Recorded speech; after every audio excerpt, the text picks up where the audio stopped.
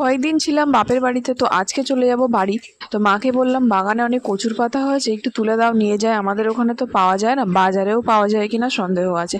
তো ওই জন্য মা বাগানে চলে গেছে দেখো কচুর পাতা তুলতে। আমি নিয়ে যাব। আমি এখানে ছোট ছোট ছিল, এই ছোট অত দূর যায়নি, ওই বাগানে যাওয়া যায় নাকি? আমি কয়েকটা পাতা তুলেছিলাম গাছ থেকে, তারপর মাকে বললাম আমার দ্বারা হবে না, তুমি যাও গিয়ে তুলে দাও। তাই জন্য মা গিয়ে তুলতে শুরু করে দিয়েছে।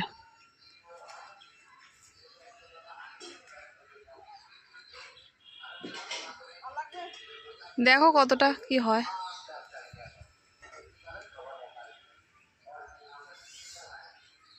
একবারের মতো হলেই হবে, 3জন তো খাবো।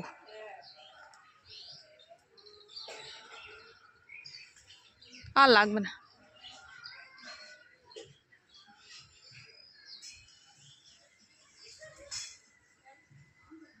ওই বাগানে ঢোকা যায়? আমি এখান থেকে তুললাম।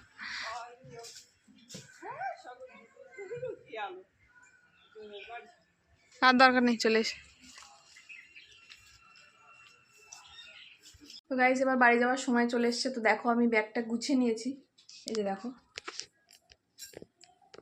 ছোট্ট একটা ব্যাগ নিয়ে এসছি, একা এসছে যেহেতু ছোট ব্যাগ। আর এই যে দেখো কচুর পাতা প্যাকেট করে নিয়েছি, এগুলো নিয়ে গিয়ে খাবো। বাড়ির কচুর পাতার একটা আলাদাই স্বাদ, আমাদের ওখানে তো পাওয়া যায় না, কিনতেও পাওয়া যায় না মনে হয়। যাই হোক, তো দেখতে থাকো পুরো ভিডিওটা। আমি এখন চলে এসেছি স্টেশনে। তো যেহেতু বাচ্চা ছিল ওই জন্য আর আসার সময় তোমাদেরকে দেখায়নি। বাইকে করে এসেছি, বাবা নিয়ে এসেছে বাইকে করে।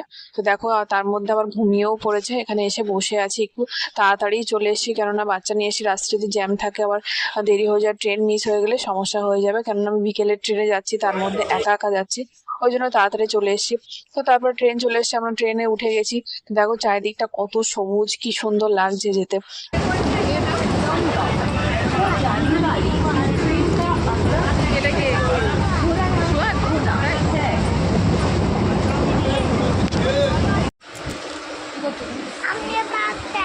পড়ে যাবি, এগিয়ে যাস না, পিছিয়ে বস। বাপ টাইগার দেখবো তো।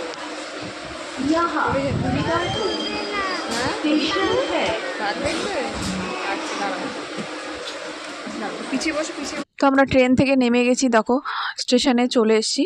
এবার আমার ছেলে আর আমি একটু হাঁটতে হাঁটতে যাচ্ছি, ওকে কোলে নিয়েছি, ওকে আর হাঁটাচ্ছি না, এখানে ভিড়ের মধ্যে আর হাঁটাবো না।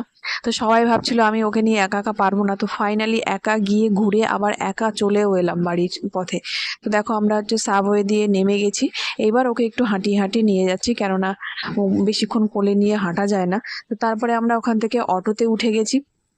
তো অটোতে দুজন একা বসে আছে, এখনো লোক হয়নি ওই জন্য অটো ছাড়ছে না, লোকজন হলে তারপরে অটো ছাড়বে।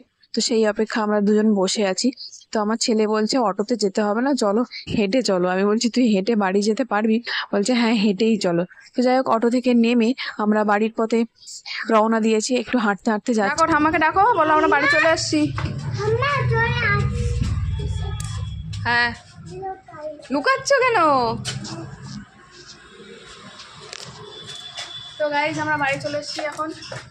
তো আজকের মতো ব্লগটা এখানে শেষ করছি, টাটা।